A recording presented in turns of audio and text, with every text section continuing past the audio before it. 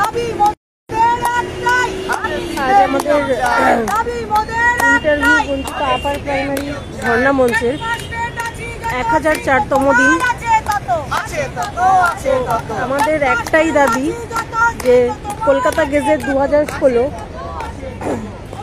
83B রুলকে মান্যতা দিয়ে ইন্টারভিউর 15 দিন আগে পর্যন্ত সমস্ত সিট আপডেট করে সকল টেট পাস স্টুডেন্টদের ইন্টারভিউ নিয়ে নিয়োগ দিতে হবে। সেই দাবি নিয়েই আমরা শহীদ মাতঙ্গিনী মূর্তির পাদদেশে 16 জুন 2022 থেকে আজকে 2025 অবধি এখনও আমরা এই ধর্ণা মঞ্চ চালিয়ে যাচ্ছি। যতদিন না অবধি আমাদের এই দাবি পূরণ হচ্ছে ততদিন অবধি আমরা এই মঞ্চ আঁকড়েই থাকব। তো আমাদের দাবি একদমই ন্যায়সঙ্গত। সেই দাবিকে আজকে আমাদের দাবি পূরণ না হওয়ার একটা মাত্রই কারণ যে কমিশন তার নিজের তৈরি গেজেটকেই অমান্য করেছে। যেই গেজেট কমিশন নিজেই তৈরি করেছিল, আজকে সেই কমিশন নিজের ইচ্ছা মতো নিয়োগ প্রক্রিয়া চালু করেছে এবং নিয়োগ দিয়েছে, কিন্তু সেই গেজেটকে মান্যতা না দেওয়ার কারণেই আমরা ইন্টারভিউ থেকে বঞ্চিত। যথাযথ সিট আপডেট না করার কারণেই আমরা ইন্টারভিউ থেকে বঞ্চিত। তো কিন্তু আমাদের গেজেটকে মান্যতা দিতে হবে এবং আমাদেরকে ইন্টারভিউতে ডাকতে হবে, নিয়োগ করতেই হবে। সেই দাবিতেই আমরা অবস্থানরত।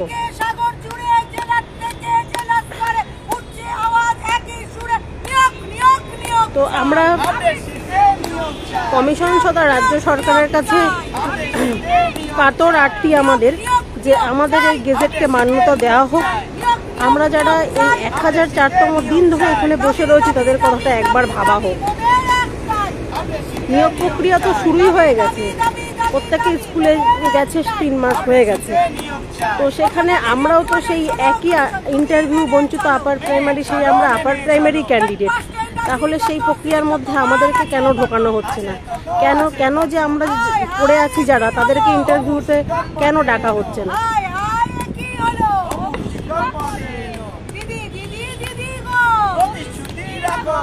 তো আমাদের লড়াই জারি থাকবে যতক্ষণ না পর্যন্ত আমাদের দাবি পূরণ হচ্ছে। কিন্তু এই দাবিটা বলতে থাকো। আমাদের দাবিটা পূরণ আমাদেরকেই করতে হবে। তাই ফেসবুক লাইভ যারা ঘরে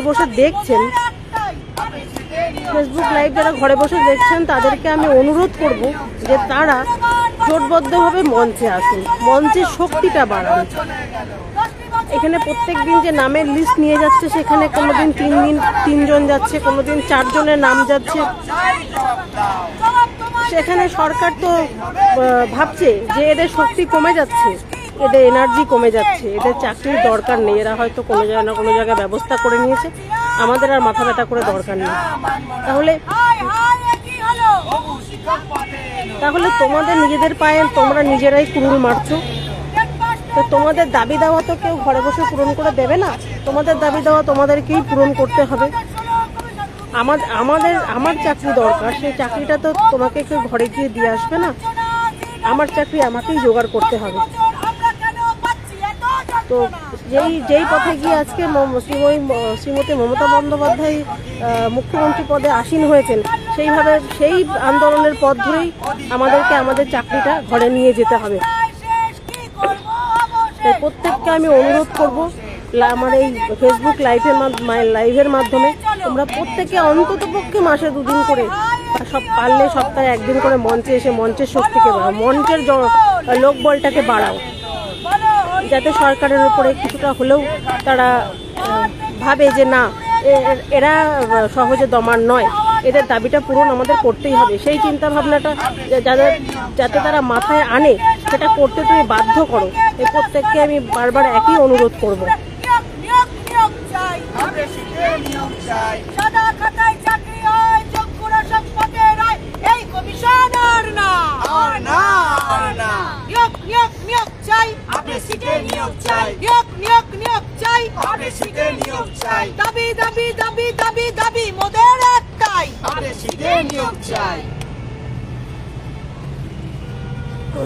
বলো আমাদের সরকারের কাছে একটাই দাবি, 83B রুলকে মান্যতা দিয়ে ইন্টারভিউর 15 দিন আগে সকল সিট আপডেট করে সমস্ত টেট পাস ট্রেন যত ক্যান্ডিডেট আছে সকলের নিয়োগকে সুনিশ্চিত করতে হবে। এটাই আমাদের ওনার কাছে দাবি। যতদিন পর্যন্ত না আমাদের দাবি পূরণ হবে, আজকে আমরা 1004 দিন মানে আমাদেরকে এত সহজে কিন্তু পিছু হটানো যাবে না। 1004 দিন ধরে যখন আমরা এখানে বসে আছি, তার মানে আমরা এই বার্তাটাই দিতে চাই, চাকরিটা আমাদের চাই, আমরা এই মাটিটা ছাড়ছি না, ছাড়বো না। চাকরিটা নিয়ে তবেই আমরা এই মাটিটা ছাড়বো, এত সহজে আমরা হাঁটছি না, হারবো না। চাকরি আমাদের চাই, চাকরি আমাদের পেতে হবে।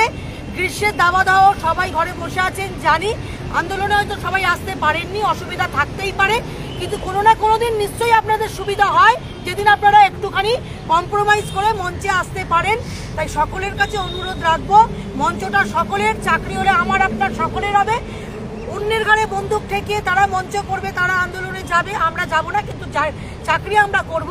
এই বাসনা মন থেকে ত্যাগ করে সবাই মিলে মঞ্চে আসুন। গরমে সবাই কষ্ট করছে, আমরাও করছি, আপনারাও করুন, এবং একসাথে মঞ্চে থেকে আমাদের আন্দোলনটাকে সাফল্যমণ্ডিত করে চাকরি সুনিশ্চিত করুন।